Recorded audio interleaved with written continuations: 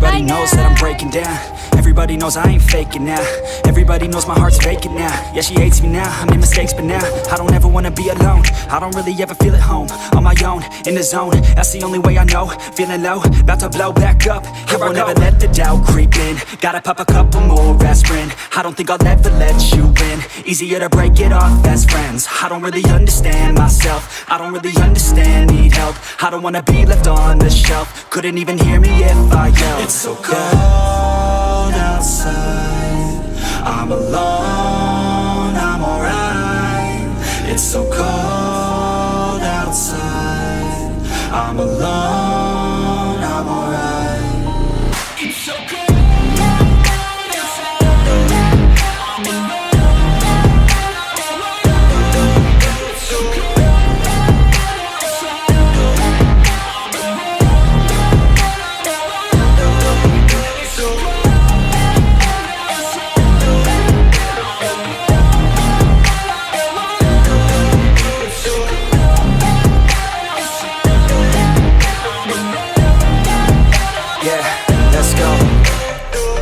Break down, always feel like I could break now, but I never let it take me to that place now. I won't ever let my thoughts get away now. I got better things to do, picking fate now. I just wanna be the best, call me great now. I don't know if I'm okay or insane now. I remember better days on the playground, hoping I can find my way even when I'm feeling down. I fight, even when I don't know what is right. I'ma pick a side, and I'ma take pride. I will decide my fate, and I will never. Pak, ini ada surat permohonan. Oh ya, dari Universitas Muhammadiyah Makassar, Prodi Perencanaan Wilayah dan Kota. Oke kan. Iya. Ini kita ingin mewawancarai Pak dengan terkait mata kuliah etika profesi perencanaan. Etika profesi perencanaan. Jadi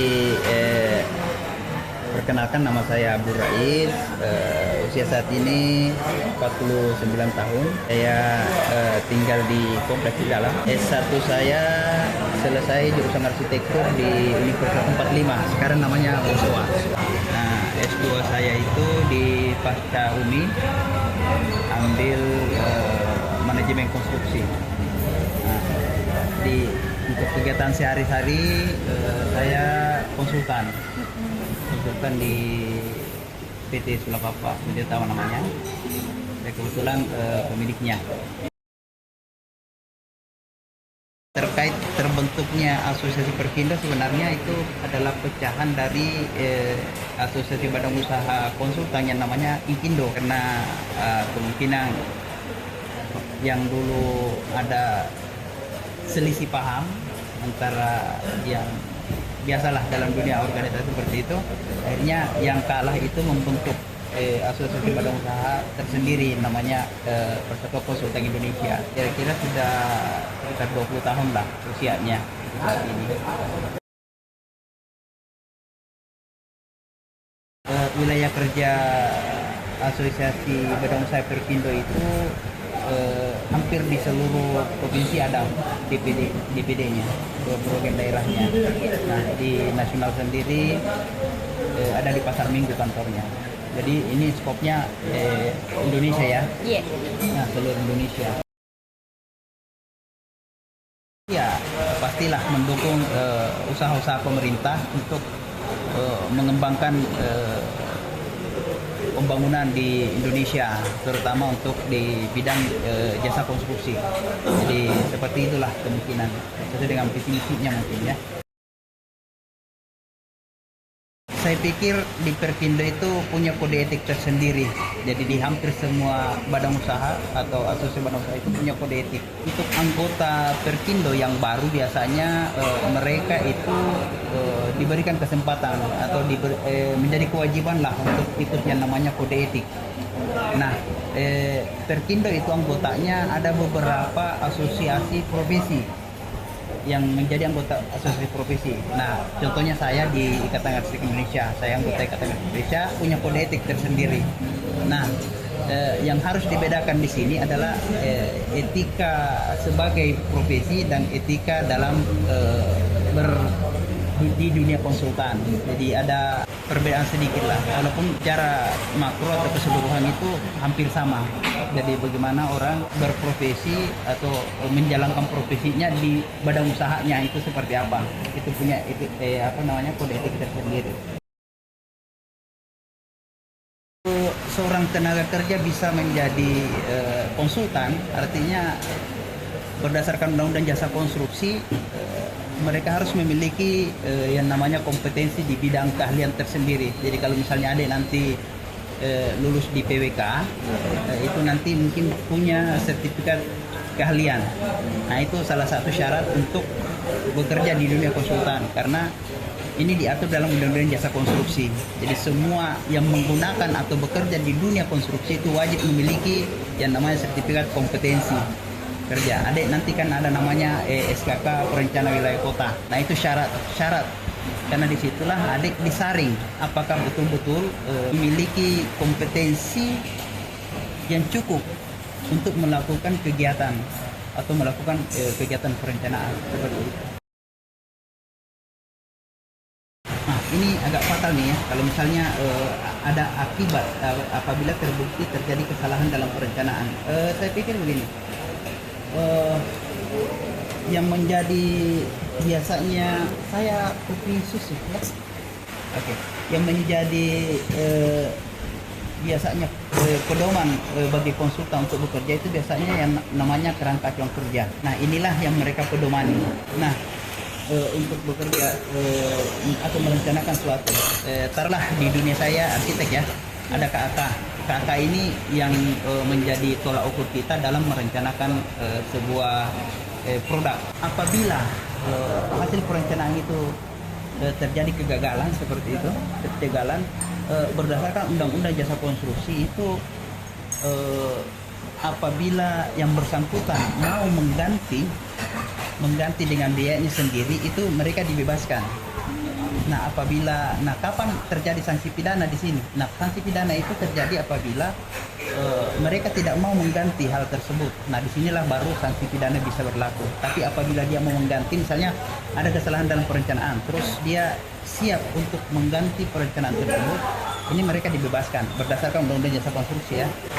Biasanya ada range waktu yang diberikan jaminan, misalnya untuk perencanaan sebuah gedung gitu ya, ada durasi waktu yang harus dijamin oleh perencana bahwasanya bangunan tersebut dapat bertahan selama biasanya sih 10 tahun begitu. Itulah nah biasa usia bangunan ini diatur dalam permen.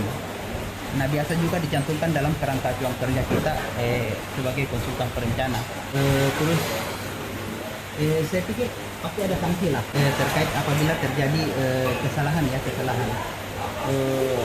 Itulah saya bilang tadi, apabila mereka tidak mau mengganti, barulah mereka dikenakan sanksi pidana. Kriteria untuk mengukur keprofesian seseorang ya pastilah mereka harus taruhlah begini deh, kita berprofesi sebagai arsitek. Nah, untuk berprofesi sebagai arsitek itu ada 13 kompetensi dasar yang harus dimiliki atau harus dikuasai oleh seorang arsitek. Nah, inilah yang menjadi tolak ukur kemampuan seseorang.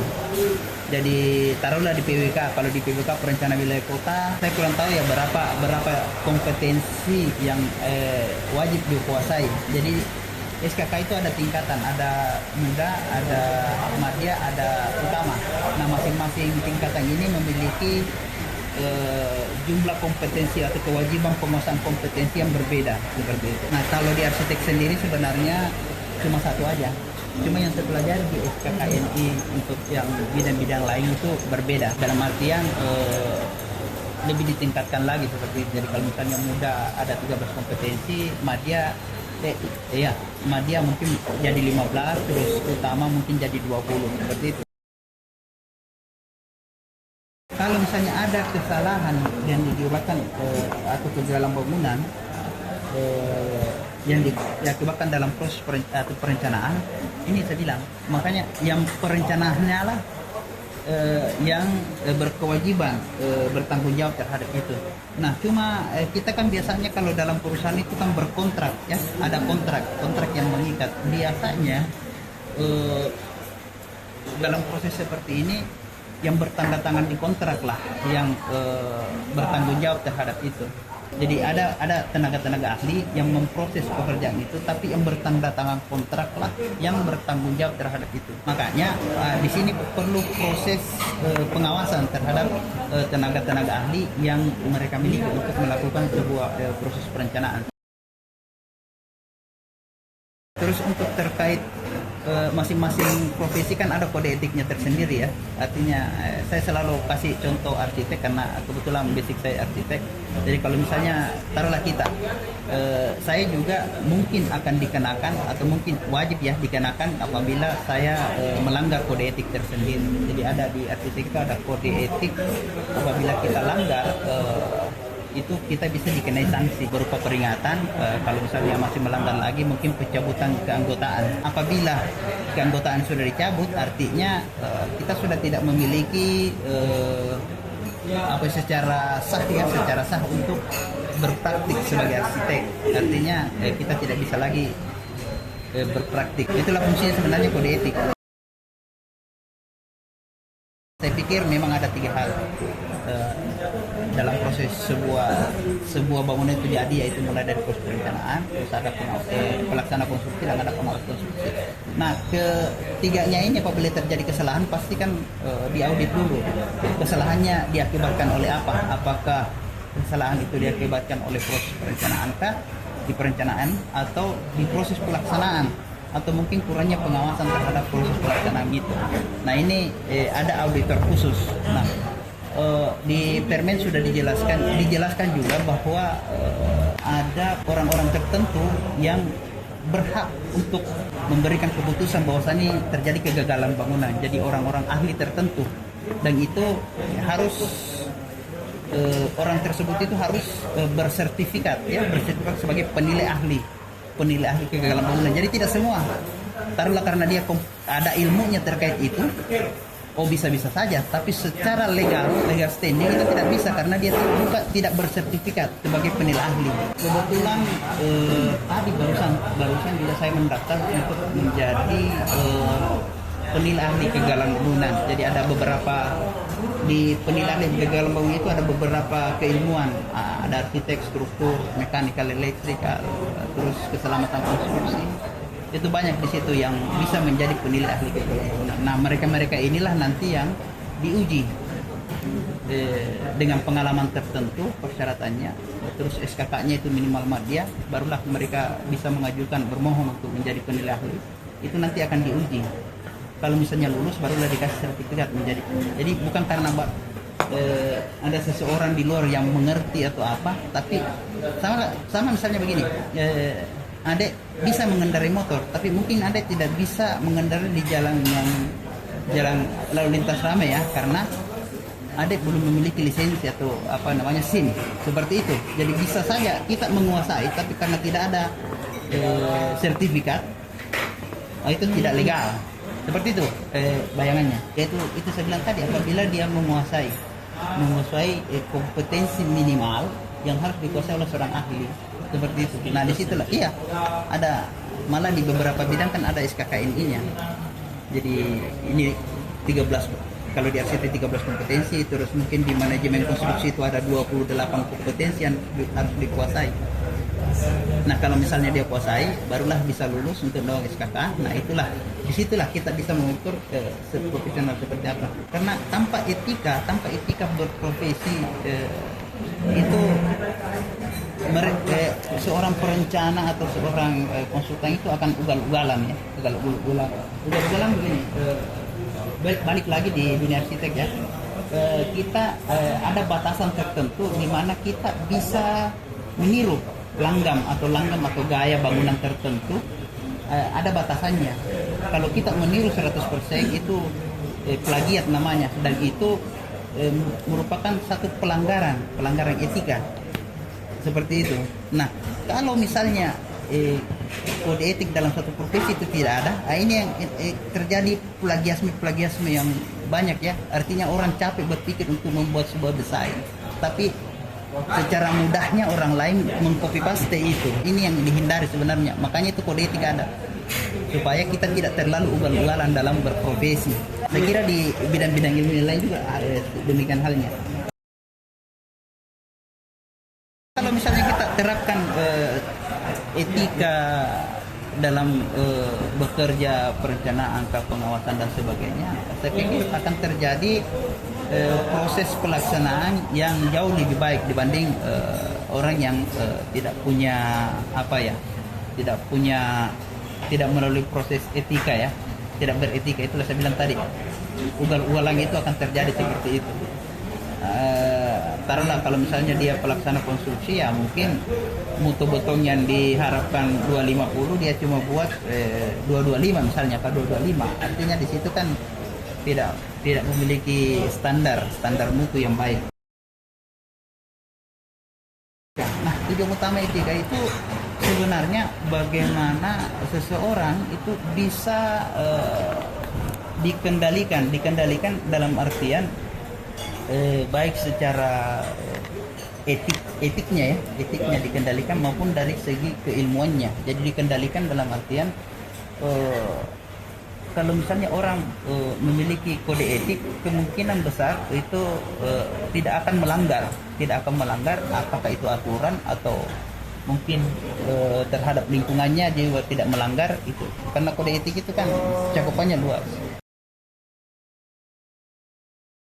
Nah, bagaimana seorang perencana dikatakan beretika? Nah, seorang perencana itu dikatakan beretika apabila dia melakukan proses perencanaan melalui mengikuti rambu-rambu yang ada ya. Jadi misalnya begini, dalam sebuah proses perencanaan gedung yang terdiri dari misalnya 6 lantai begitu kan, dia melakukan analisis yang memang harus dilakukan. Misalnya dia melakukan sondir dulu, melakukan uji terhadap tanahnya, kekuatannya, dia menghitung strukturnya seperti apa, besaran kolomnya berapa. Itu melalui proses itu, bukan cuma misalnya hanya berpikir oh ini ada bangunan di sini 6 lantai, kolomnya itu sekian kali sekian, karena semua karakteristik berbeda. Semua karakteristik tanah yang mau diletakkan gedung itu berbeda. Nah, kita harus melalui proses itu dulu. Jadi tidak semua sama, kan di sini 6 lantai dan di lokasi B juga 6 lantai terus itu sama. Oh, tidak seperti itu. Nah, inilah yang banyak terjadi di lapangan sebenarnya. Copy paste pengen menunjukkan saja tanpa melakukan proses analisis yang bagus. Itu kalau orang memiliki etika atau paham terhadap kode etik, pastilah mereka akan mengikuti aturan-aturannya. Artinya taruhlah kalau misalnya jam kerja dia betul-betul mengikuti itu, tidak datang terlambat dan sebagainya. Saya pikir itulah pentingnya etika sebenarnya. Nah ini bisa diterapkan baik secara personal maupun di lingkup perusahaan. Pengaruh pekerja untuk melakukan sesuatu yang tidak etis sebenarnya banyak faktor ya, tergantung individu masing-masing. Bisa saja karena dia mau mudah gitu kan, dia mau gampang begitu prosesnya. Kembali misalnya begini, ada sebuah gedung gitu kan, dia tidak mau capek berpikir, capek membuat konsep apa sebagainya, dia menjiplak saja. Nah inilah yang biasanya karena mau mudah itu akhirnya dia bekerja itu melakukan tindakan yang tidak etis seperti itu. Jadi taruhlah pastilah melanggar lah, kalau misalnya dia bekerja tidak etis pasti melanggar. Etika perencanaan sebenarnya susah ya, karena saya sudah 20 tahun berkonsultan juga, agak susah dalam artian apakah memang ada buku khusus yang mengatur etika perencanaan. Yang saya tahu itu ada standar dalam melakukan sebuah proses perencanaan, karena standar itu bagian dari etika itu. Jadi tidak semua etika bisa dikatakan atau dimasukkan dalam sebuah proses perencanaan. Itu mungkin yang saya bisa berikan keterangan terkait etika dalam perencanaan pada perusahaan. Waktu 10 menit. Ya, ada pertanyaan lain? Ya. Misalkan ada kontraktor itu Pak, kan ada masa jangka waktu kan. Iya. Misalkan 2 tahun proyek ini baru selesai. Iya. Jadi kalau misalkan ini dalam 2 tahun proyeknya itu tidak selesai. Kembali ke kontrak. Jadi itu saya bilang kita antara pemilik kegiatan dengan perusahaan, mau kontraktornya, mau konsultan perencanaan, mau pengawasnya itu selalu berkontrak. Nah di klausul kontrak itu ada yang namanya syarat-syarat khusus kontrak. Nah disitulah mereka biasa diatur berapa denda apabila terjadi keterlambatan kegiatan. Jadi biasanya sih yang ada itu adalah 1/mil atau 1/1000 dari nah kita biasanya di kontrak itu dikasih 2 pilihan, apakah itu dari total keseluruhan kegiatan proyek atau bagiannya itu dalam artian sisa kegiatan yang belum dilaksanakan. Nah itulah yang didenda. Nah kalau misalnya dia terlambat terus pemiliknya atau PPK-nya menganggap dia bisa menyelesaikan kegiatan itu berdasarkan undang-undang, dia bisa diberi penambahan waktu selama 50 hari kalender apabila PPK-nya menganggap bahwasanya kontrak yang bersangkutan dapat menyelesaikan kegiatan itu, tapi denda tetap berjalan seperti itu. Ini sebenarnya cuaca itu tidak bisa dijadikan alasan untuk keterlambatan cuaca ya, kecuali yang namanya keadaan kahar. Keadaan kahar itu ada beberapa macam, ada berupa huru hara, ada bencana alam. Nah itulah yang bisa dikatakan. Tapi kalau cuaca agak susah menjustifikasinya, kecuali ada curah hujan yang cukup tinggi yang mempengaruhi. Nah itu harus dibuktikan. Dibuktikannya ya yang bersangkutan harus memperlihatkan data curah hujan seperti itu, apakah betul memang di situ yang menyebabkan terjadinya itu. Banjir itu masuk keadaan kahar, itu bisa langsung diberikan. Hujan tidak bisa dijadikan alasan sebenarnya. Pengalaman saya selama ini hujan tidak bisa dijadikan alasan itu. Jadi kalau misalnya kayak hujan sampai menyebabkan banjir. Hah? Kalau hujan yang sampai menyebabkan kalau banjir. hujan menyebabkan banjir, banjirnya yang dilihat bukan hujannya. Banjirnya yang dilihat, karena banjir lah itu bisa mendapatkan. Tapi kalau hujan tidak bisa. Karena kalau perencana kan bisa memikirkan bagaimana melaksanakan sesuatu, apakah nanti, dan bisa melihatlah situasinya seperti apa. Dalam kondisi hujan ini bisa dilaksanakan apa tidak, terus metode pelaksanaannya seperti apa. Ini kan banyak lah yang bisa dia kerjakan untuk itu.